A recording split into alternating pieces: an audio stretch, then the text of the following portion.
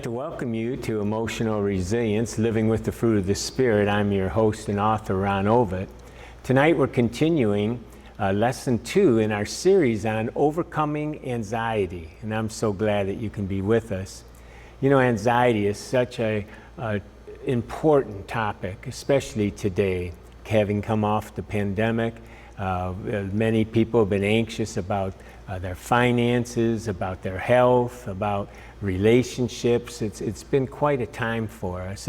And today we're going to be talking about where does anxiety come from? How do we work when it comes to anxiety? I think it's going to be a very exciting class for you. I encourage you to get the notes. If you don't have the notes, you can email me, ron@empowerministry.org. That's ron@empowerministry.org, and I'll be happy to send you the notes. Better yet, ask to be put on the mailing list, and I'll make sure you get the notes before the class starts. You know, I remember when I was in my anxiety, full blown in my 20s and up into my 30s and that, you know, I didn't often know what's going on. And so I started to study everything I could. I started taking courses, but that, you know, it became evasive. What's going on?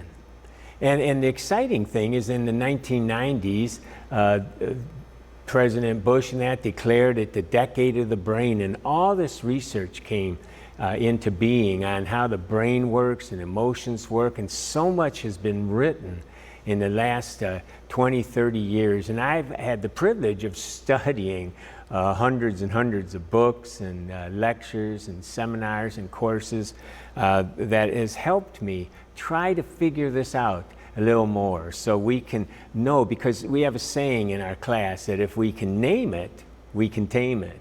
And it helps to know that we're not just, you know, being bounced back and forth by something out there, but rather there is something that we can do. Another saying we have in this class is there's hope today. And if you're anxious, hope's a beautiful word, isn't it? And there's hope today. And so I'm praying that God will help us start to get a grasp, not just on where anxiety comes from, but what we can do with it. So let's just pray and ask God to speak to our hearts. Father, I thank you, Lord, for all that you've done for us, Lord. You've brought us together in this class. And Lord, today as we talk about anxiety and where it comes from, I pray that it will be a hopeful time for us. That, Lord, some of the mystery will be exposed. And Lord, that we'll understand more and more that you are our creator and that you know all these things and you can help us with this anxiety. And so, Lord, we give you this lesson today. I pray open our minds to what you want to teach us. In Jesus' name, amen. Amen. Well, you can go to page 1. And, you know, anxiety is a reaction to real or perceived danger. And that word perceived is very important when it comes to a lot of our anxiety, especially when it comes to the personal anxiety, relational anxiety, social anxiety, that inward anxiety about who we are, what's going on, you know, the beliefs that we have ourselves. A lot of that is based on perceived assumptions and beliefs. And as we go along, we're going to be talking more and more of how can we correct some of those things. You know, knowing the mechanics behind anxiety will help us understand that better. Now, it comes from the body sometimes it's an embodied belief. It's a felt belief, and boom, we're off and running before we even know it. Other times, it's something someone said or something we saw, and boom, we're into our anxiety. And so we want to look at how it works. Well, first, we talk about the incredible brain. So you can turn to that section on page 1, the incredible brain. You know, we're complex beings. The Bible testifies to the fact that we're created marvelously. We read in Psalms in 139, he says, "Thank you for making me so wonderfully complex. Your workmanship is marvelous, how well I know it." Now, in a different translation, it says this, "I praise you because I am fearfully and wonderfully made." And that's so true. God is our creator. He made you. He made me in his image. He's given us this marvelous brain, this whole interconnected nervous system, and it can work beautifully to our advantage when we know how it works. So let's talk about that. To understand anxiety, we need to understand the brain basics for two reasons. First, when you learn that there are real reasons why you behave and feel the way you do, you'll find it freeing and full of hope. It gets rid of a lot of that mystery, right? And second, knowing how your brain works makes you a participant in change. We're not just being tossed back and forth. We can be a participant in our own change, and that's exciting. Now, you know this 3-pound gray mass that sits on the top of our head here in our skull? It's one of the most complex things in the whole universe. It has over 86 billion nerve endings or neurons extending to every organ and every part of the body via the spinal cord and the nervous system. Autonomic nervous system. Each of these 86 billion neurons then have 10,000 signal passage points, which are synapses that create hundreds of trillions of synaptic connections. And neurons and synapses then allow for an infinite number of patterns and a remarkably complex network of firing and wiring. There's a saying in neuroscience, what fires together soon wires together. And the brain is also, the activity center allows for learning, and here's the good news, relearning.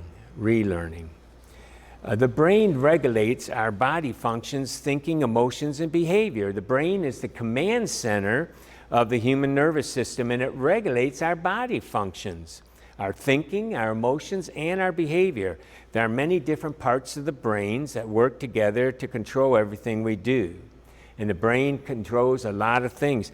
It regulates body temperature, blood pressure, heart rate, breathing. I mean, you're doing all that right now without even knowing it, right? It's all in the background. The marvelous brain is controlling all this. It receives a flood of sensory information about the world around you, and yet is able to take that and filter it specifically for you. I always marvel at that. My wife and I used to have a dual alarm clock, right? She'd set hers for earlier than mine, and I would be after hers. And you know what? I wouldn't hear her alarm. And of course, she wasn't around to hear mine, but I wouldn't hear her alarm. And even when we had infants, around the house, right? She would hear the baby whimper. I wouldn't hear it. And she'd have to wake me up if she needed help. But if something, a thud on the roof, a branch hit the roof, or something hit a window, or something in the house creaked, boom, I'd hear it. She wouldn't hear it. That reticular activating system was able to filter things specifically for us. And it's just a marvelous brain that we have. In fact, on page 2, you can look at it. Your brain, spinal cord, peripheral nerves make up a complex integrated information process system or a control system known as your central nervous system. So that's all part of this. In tandem, they regulate all that, the conscious and unconscious facets of our life. And the brain, we have a brain and it has 2 hemispheres. And we focused a lot in the Western society here on the left brain hemisphere. And in the left brain hemisphere, you can look at the list. There's analytical thought, logic. It's logical and intellectual, language, reading and writing. I mean, isn't that what school was all about, right? Scientific skills, mathematics, logic, lists, speech, time, sequence, recognizes words, letters, and numbers, helps us control. I mean, all that has been accentuated for centuries, right? And we're fine-tuned into that left hemisphere of our brain. But due to the decade of the brain and all the research is going, we found out that, hey, there's that right hemisphere, and when it comes to emotions, that right hemisphere is very important. And when it comes to relationships, it's very important. And relationships have everything to do with what we believe about ourselves, how we react emotionally, And so that right hemisphere, and look at that, it's more holistic thinking, it's intuitive. Of course, we know about music and creativity, but emotional expression comes from there. Imagination, which is really important to our emotions, our sensory impressions, patterns, spatial relationships, context. It recognizes faces, places, objects, as sounds and sensory feedback, all that, and of course, emotional. And all that comes in the right hemisphere. And so we need to understand that. In fact, a lot of what we'll be teaching in here is really what you might call right brain psychology. The fact that we're talking about relating to each other, right brain to right brain, through the mirror neurons and other things that we'll talk about in our classes, right? In fact, we have a large year-long class, Emotional Resilience, Living with the Fruit of the Spirit. This is just a 12-week series, but I encourage you, when we're done with this, to come back and start in our one-year class, because we'll go into way more detail over the period of the year that will help you, remind you of what you're learning here, and reinforce it and supplement it as well. Well, look at page 3, okay? We're talking about one brain, but 3 important parts. Now, there's all kinds of parts to the brain. And the more it's talked about, it's becoming more common. You got to remember, I started this 15 years ago. Back then, not as many people were talking about it. Today, everybody's talking about the brain. And you'll see people talking about all these different parts, you know, and how they interchange. And basically, I'm going to just share the parts that we really need to know when it comes to anxiety. And I'm going to get somewhat specific and yet talk about general areas as well, okay? There's 3 parts that we want to talk about. The thinking brain, and that's the prefrontal cortex. Now, if you were to go to the back of the notes on page 16, you'll see a model of the hand model of the brain that Dr. Dan Siegel. I remember being at a conference where he was speaking a seminar, and he did it for us, and he says, this is your brain. And when you look at the brain, it looks a little like me, doesn't it, right? It needs a goatee, but you know, otherwise, here's the brain. This is the brain stem. We'll talk about that in a minute, okay? Wrapped around the brain is this cortex, and then we have specifically the prefrontal cortex. Inside is the center, is the limbic area, the emotional part of the brain. And the 2 parts that are really important we'll talk about are the amygdala and the hippocampus, and they wrap in there, all right, and they work together. And, you know, so the thinking brain is that prefrontal cortex. It does the thinking. It processes rational data. It shares its deductions with the other 2 parts of the brain. The other part, the limbic system, that's the emotional brain. The limbic brain feels, right? Where the thinking brain, right, the prefrontal cortex does the rational thinking. The emotional part does the feeling, right? It processes emotions and gut feelings and shares its feelings. Now, sometimes, and this is key, in an emergency, when it thinks it's an emergency, that limbic area will hijack the brain, and it won't communicate to the prefrontal cortex. So your rational part of your brain is offline. Have you ever watched 2 grown men fighting, arguing? That doesn't seem more like 8-year-olds, right? The rational part of the brain isn't online. You see, children are that way because the rational part of the brain doesn't even come online till 12 years old. And so, you know, we're talking about here the emotional brain. The 3rd part down here, the brain stem, is the instinctual brain. The brain stem goes into action. It takes input from the prefrontal cortex or the limbic system and goes into action. In anxiety, many of the fear-based behaviors, you know, it works with the limbic system without the prefrontal cortex, like I said a minute ago, okay? Well, let's look at each one in a little bit more, just a little bit more detail. Let's start with the brain stem.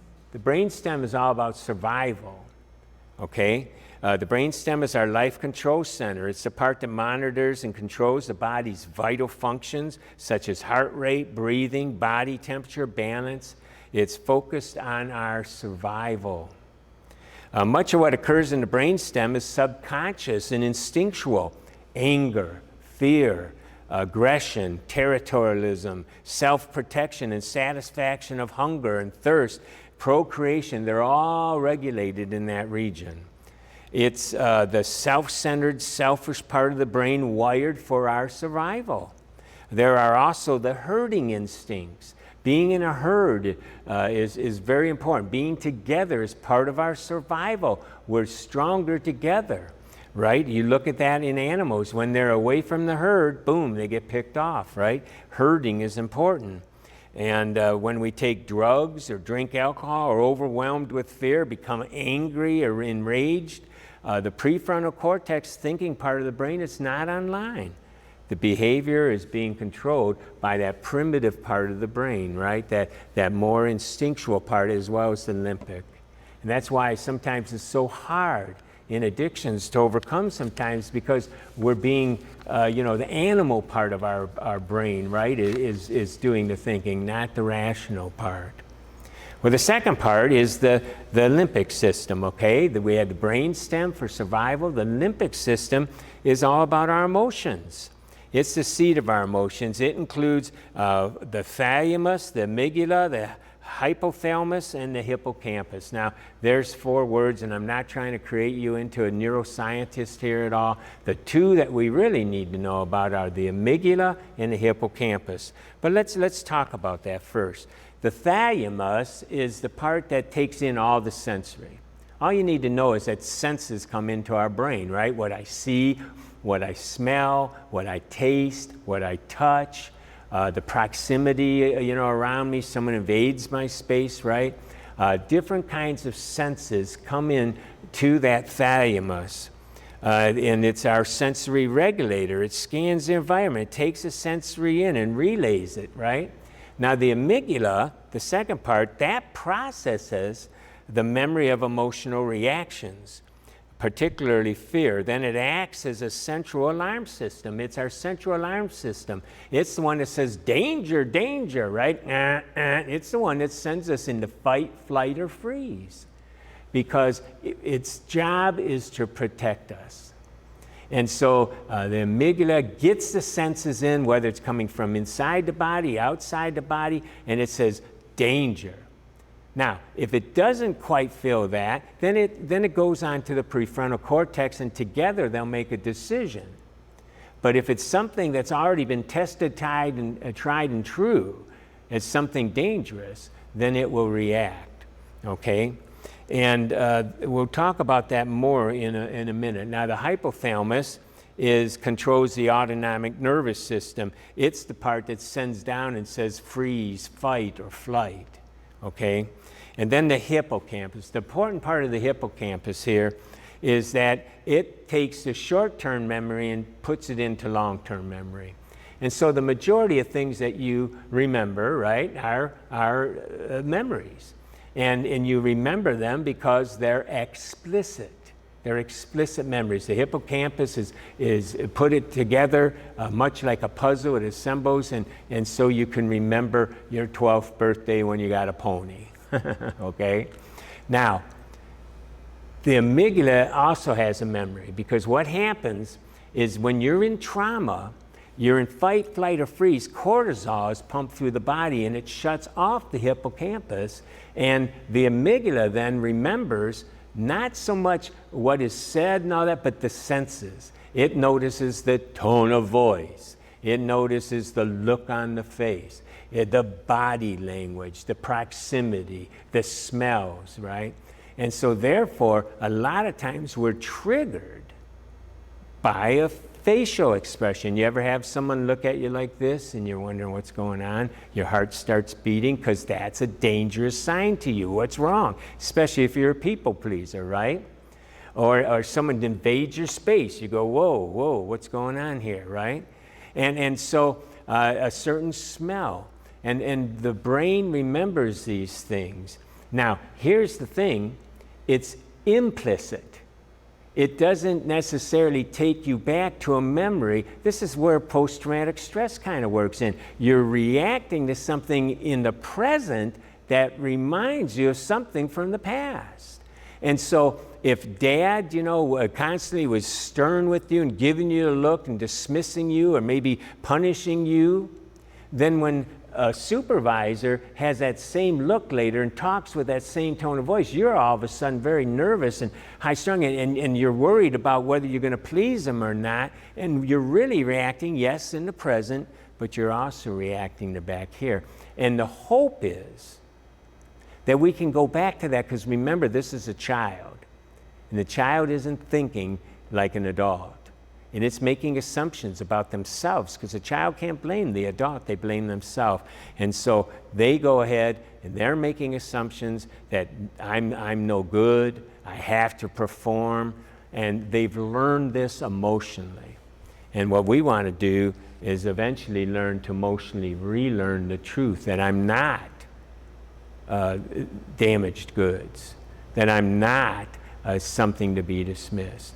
And those kind of things. So anyways, we'll learn more about that. We're going to talk more about that in a few minutes. Now, the limbic system is integral to emotional resilience. We'll spend a lot of time focusing on this part of the brain. Now, Annie Hopper has coined the phrase limbic impairment with her dynamic neural retraining system. She talks about environmental trauma. I've been studying chronic pain and some of the chronic diseases, chemical sensitivity. Some of these things are chronic because I think if we can figure out how to work with that, we can certainly figure out how to work with our emotions. For years, I've been studying it.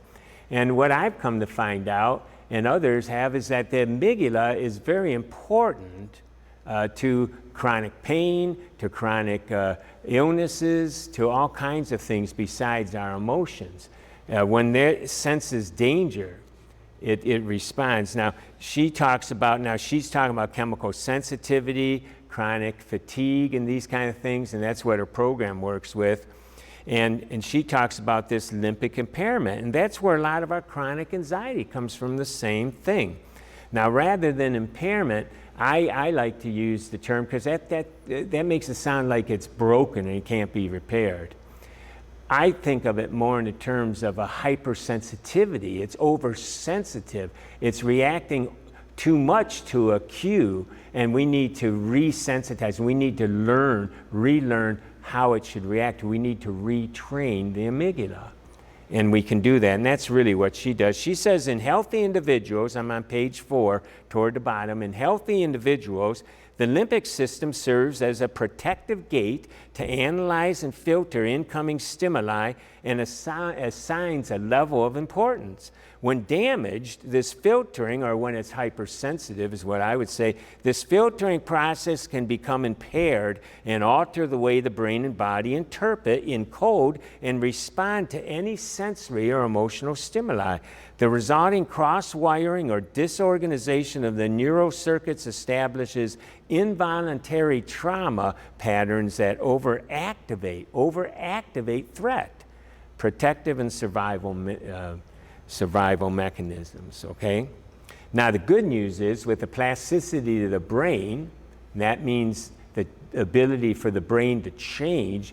It used to be that we didn't think the brain could change. Once you wired things together in childhood, things are there forever. You can't change. But we know today that we can. It was neuroplasticity that caused those things in the first place, the wiring, right? We know now we can also, by not using those thought patterns, they can become extinguished and we can create new thought patterns. We have a new wiring going on. Well, we know that we can rewire the way we think and respond, and she writes this on the bottom of 4. The injured brain becomes stuck in an unconscious fight and flight pattern that changes hormones, chemicals, and neurotransmitters in the body. This results in a heightened chronic stress response that may affect many systems of the brain and body. Cognitive function, sensory perception, that's sensitivities, right, to smell, taste, sounds, light. Emotional regulation, detoxification, absorption of nutrients, or cellular communication can become compromised. We're created in an amazing way. And what can be for our good also can be for our bad. And when that amygdala becomes oversensitized, we can really have a lot of trouble, right? Now, she says this on page 5, regardless of the combination of stressors that may have led to illness, or in our case, heightened anxiety, right?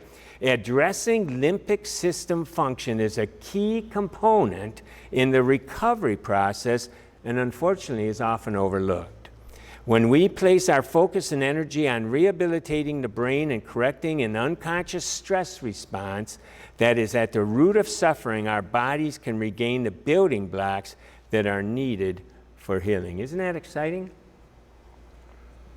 There is hope today, friends. There is hope today. And I'm excited that we can be sharing this.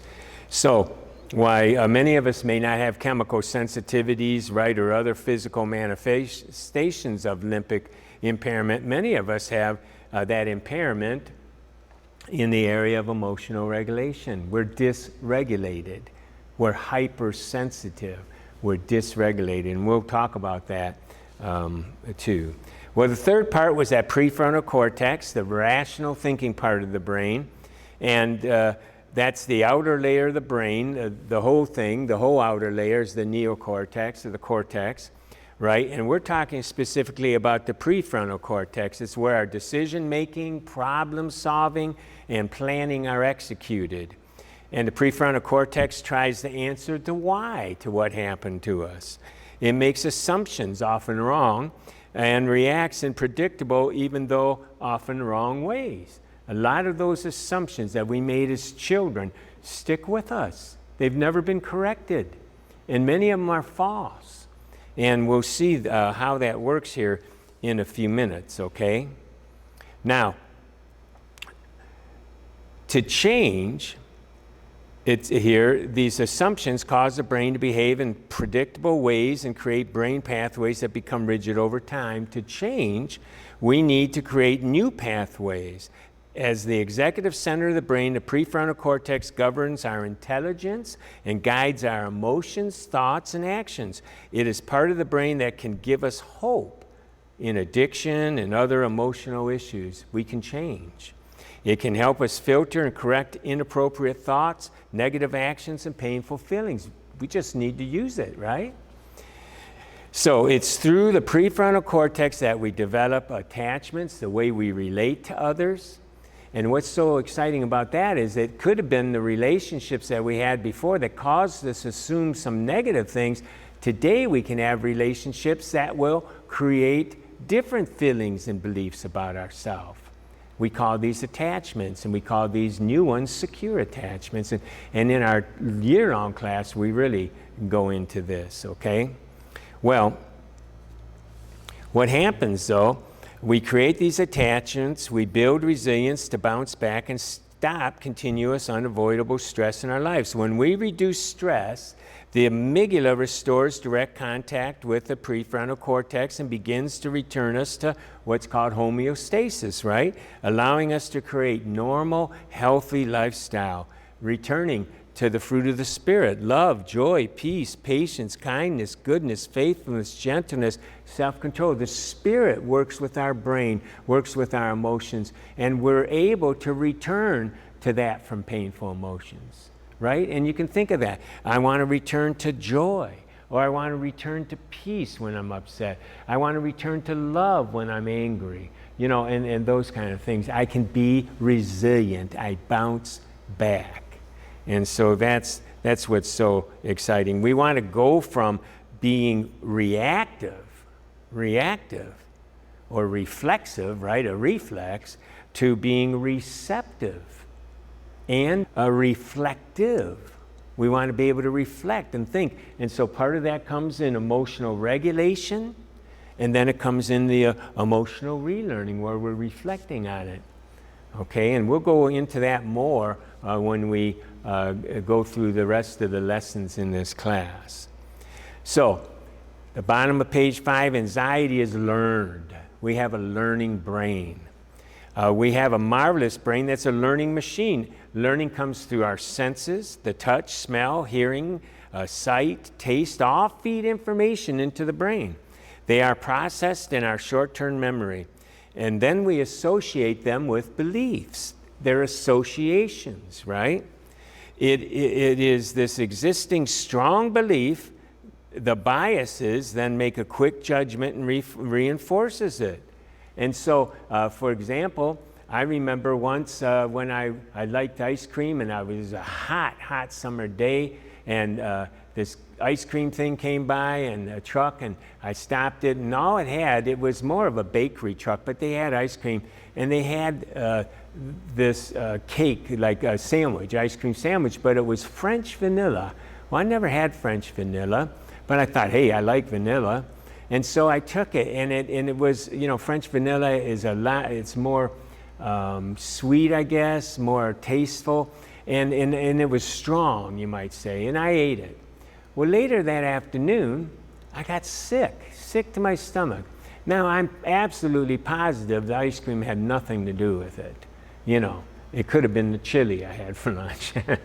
But no, I'm pretty sure the ice cream had nothing to do with it. But because that ice cream was such a strong taste, a new, novel experience for me, I associated getting sick and probably some of this stuff, when I was sick to my stomach, and that, had that reminded me of the vanilla ice cream.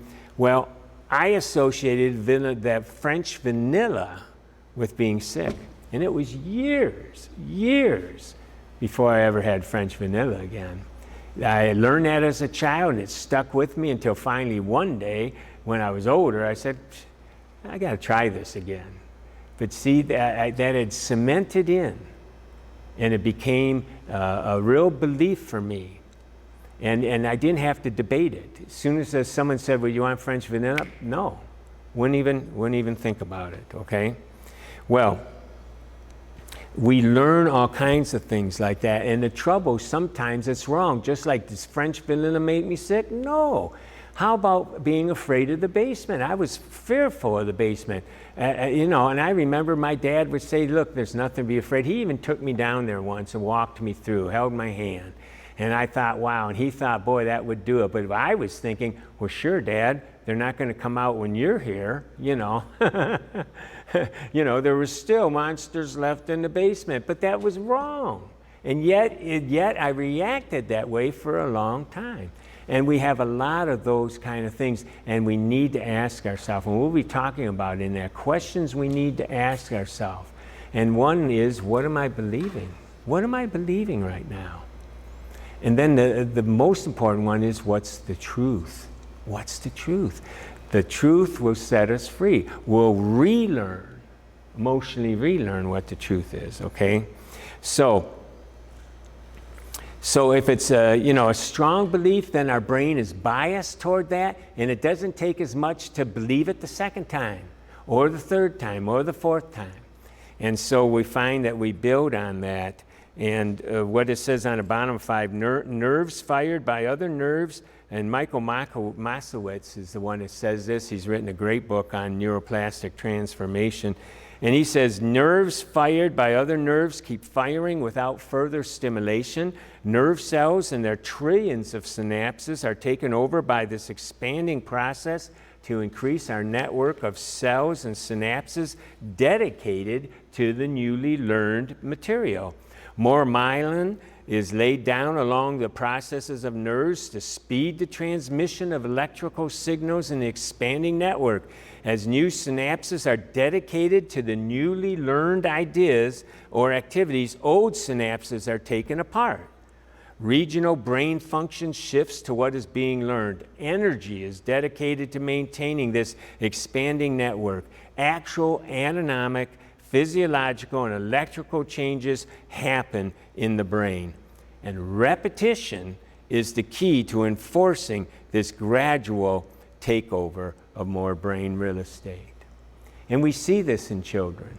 We see this in children as they start to believe something, and then they reinforce it again. Every time they get afraid, every time they don't do it, right? Every time they react to it, they reinforce it. They reinforce it. Well, let's look at that. Let's look at the child's brain, okay? On page 6 here, we have 3 stages. The emotional learning, which goes from 0 to 7, from birth to 7. the social learning from ages 8 to 11, and then the logical reasoning functions of the brain go from age 12, and they keep going up until about 22 when the prefrontal cortex is finally fully developed. And that means the rational part of the brain isn't really fully developed until in our early 20s. And so a lot of what we believe early on is emotional. And there's 3 parts of the prefrontal cortex. We don't need to know those. It's here because it's in the literature, but it's the orbital prefrontal, the medial, and then the dorsal. Okay, but the point is each one helps work with those areas. So let's talk a little bit more because this is key to where a lot of our emotions come from, okay? Emotional learning, we're on page 7. This is from birth to 7. The lowest part of the prefrontal cortex is that orbital frontal cortex. This is the part of the brain that comes online at birth and how we emotionally learn. It links emotions to expectancy. Do you get that?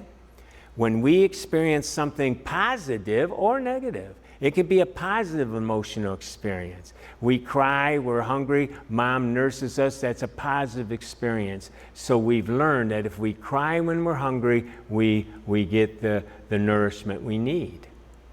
Now, if we don't get it, then we're going to have an expectancy that's different. We're not going to expect it. We're depressed, right? We're kind of on our own. We're wondering what's going on. We're not being taken care of. And this can extrapolate into other beliefs about ourselves, right? Because it's never about them, it's about us when we're children. What have I done wrong? I can't count on that caregiver because of neglect. But let's say it's working well, we've had a positive experience, we associate that. But we also can associate negative experiences. And so when dad gets upset with us for doing something, you think we're going to try it again? No, of course not, because he'll get mad again. And after we keep learning that, we learn after a while we need to please. Maybe we learn that love is conditional, not unconditional. And that starts to say something about us. And so it's really important, okay, that how we learn. It's a part of the brain that comes online at birth. And it links emotion to expectancy and creates a plan of action. It's where we have an emotionally charged belief. And that's where, these are emotional beliefs. Have you ever met someone that's handsome or beautiful and yet they feel they're ugly? I mean, try telling them they're beautiful. Try getting them to believe that. They won't. It's been emotionally learned. Somewhere they learned that they're not good enough. They're not good enough. Maybe it was a sibling telling them they're ugly. Maybe it's mom combing their hair saying, no one will ever date you. Look at this hair. Something that may not even meant to stick with them. It was just a comment, but somehow it was said in a way that it was emotionally learned. There's something wrong with me. I'm not acceptable. I'm not good enough. And that becomes emotionally learned, right? The emotion's tied to a belief. And the orbital prefrontal cortex has learned emotionally how gratifying some things are, how repugnant others are, how fearful and miserable others are. And so it's associated emotions with these experiences, okay? All right, now, what's so important about this is that in a child, they have 86 billion neurons to work with. Now, as they get filled up, right, as they get worked into networks and we get older, it's not as easily to learn new things. That's why a child can learn multiple languages, learning piano early, all these kind of things where there's a lot of rote memory and stuff is easier in a child. Well, likewise, a lot of these emotional things are so embedded and wired in and have been duplicated over and over and over again. It takes time for us to change. That's why we have a year-long class. I don't do it just because there's a lot of material, although there's a lot of material. I do it because we need to repeat these things. This stuff is caught, not taught. It needs to be thought upon, learned, and tested, and tried again, and tried again. And we do change, but it takes time and repetition. That's how we learned it, and that's how we're going to relearn, okay? Now, this is kind of interesting. In the middle of the page on 7, in his book, The Biology of Belief, Dr. Bruce Lipton writes, Dr. Rima Leibau of quantitative EEG and neurofeedback describes the progression of these development stages in brain activity. He says this, between the birth and 2 years of age, the human brain predominantly operates at the lowest EEG frequency, known as delta waves. Though delta is the predominant wave activities, babies can exhibit periods of short bursts of higher EEG. A child begins to spend more time at a higher level, characterized as theta, between 2 and 6 years. Now, that's a mouthful. You don't need to learn anything. I happen to tune into that because I've been trained in neurofeedback, and I know that we have different brain waves. And in the delta and theta brainwave states occurs when the mind is open to suggestion. It's the imaginative part of our brain, right? Brain waves. And so what it's saying here is a lot of the activity of children is used through their imagination. And we see that, right? I mean, children, it isn't it's a mud pie, but to them, it's a real pie. My granddaughter had an outdoor kitchen, and she would make some mud pies and bring it to me to eat, and we would do different things, right? And it's not a teddy bear, it's the best friend. It's a little tea party, right? We use our imagination. And a lot of this is suggestible as well. And so when children learn things they fear, they really fear. They're learning them emotionally. And a lot of these beliefs are emotionally learned, and so it's really hard to change these just by thinking cognitively, just by thinking like the person we talked about. They think they're ugly. Try having them write 100 times on a board, I'm beautiful, I'm beautiful. It won't make a difference. It won't make a difference. They need to emotionally relearn, and we'll talk about how that's done. So this is important, okay? And a massive part of learning is done in that early age, and a lot of it is emotional. Look at page 8, and I'll give you an example here. And you can read that. I'm just kind of going through it fast. I encourage you to go back and read the notes. That's what I do, right? Before I ever write it, or if I'm reading books, I don't always get it the first time. A lot of times I'll read it and reread it, and then later reread it. Oh, man. Well, that's what it takes sometimes, but you're worth it. You're worth it. I am amazed how many people will not work on themselves emotionally. Well, they'll put in all kinds of times for other things. They'll learn video games, they'll watch TV, they'll do other things, but they won't put time. You're worth it. You need to become your own detective, your own student, and really, really learn these things. There's hope today. But you need to take an active part, okay? Look at example on page 8 here. While shopping, a child asks for a toy. Based on earlier event in the day in which the child acted inappropriately, the mother goes, "You don't deserve a toy."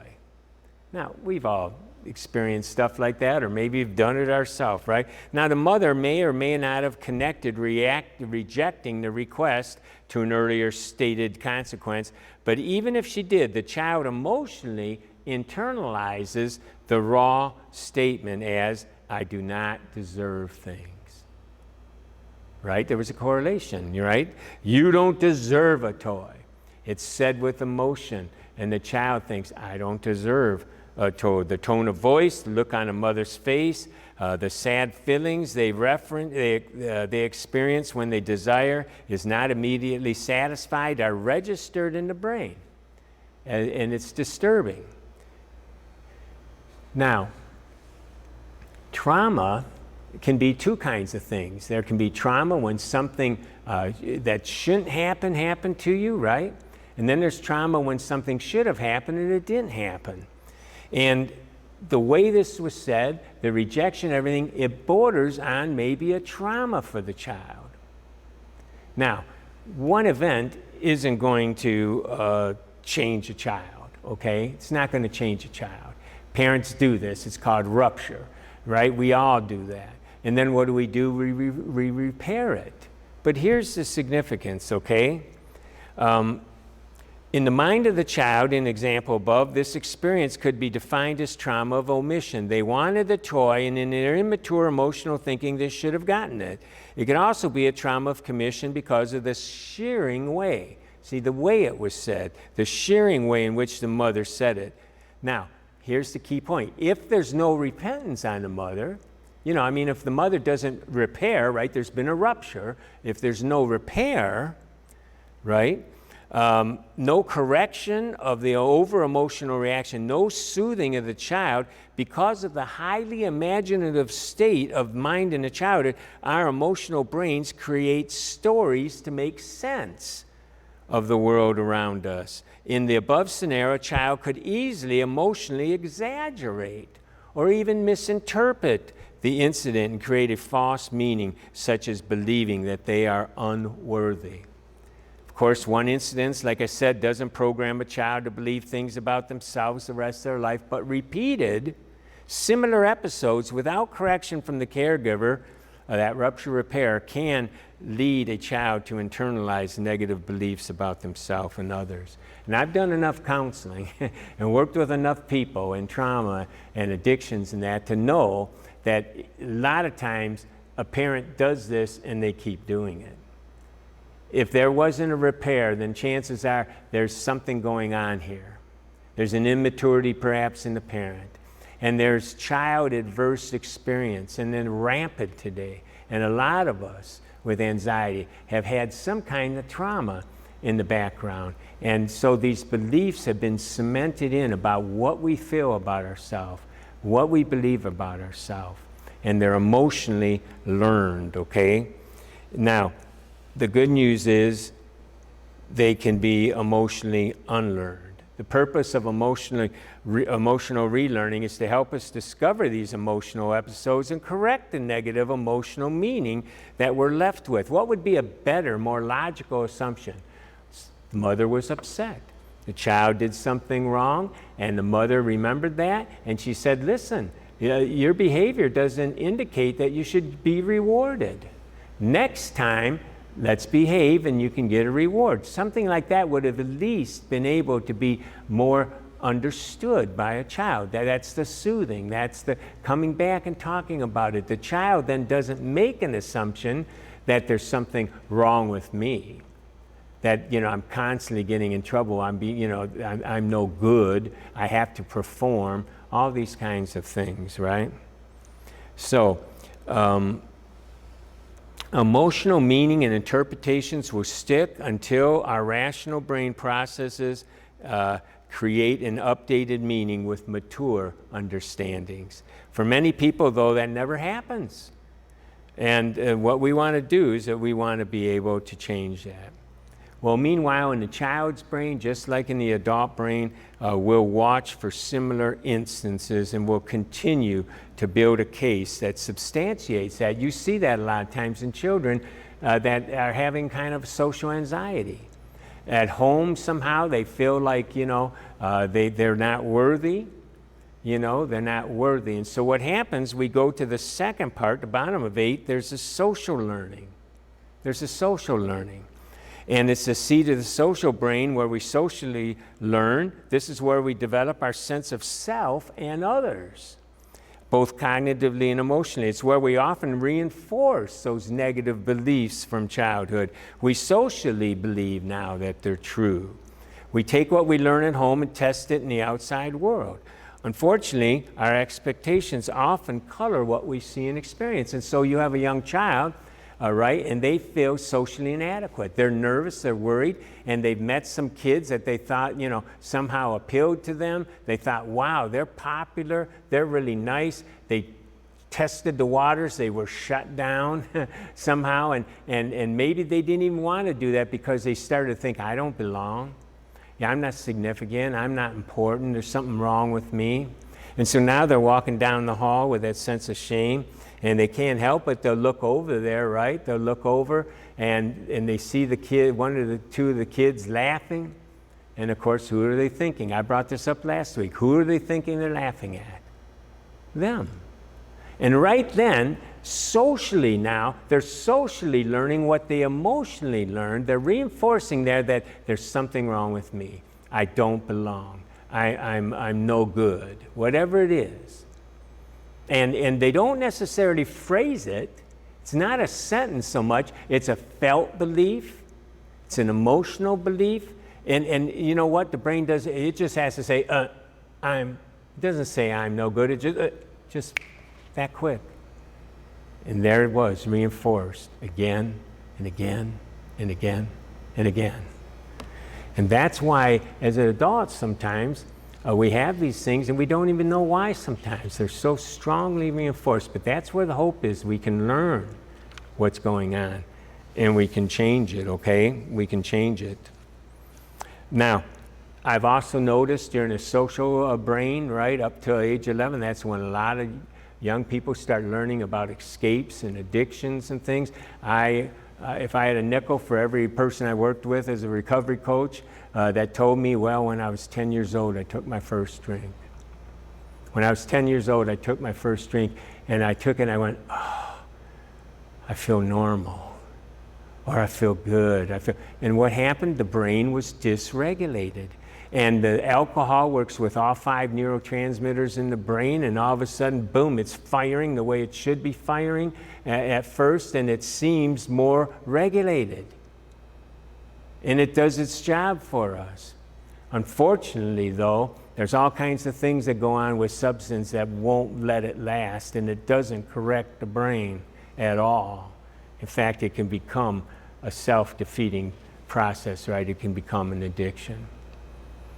But that's an indicator that there's some dysregulation going on, and we need to emotionally relearn where we can regulate, okay?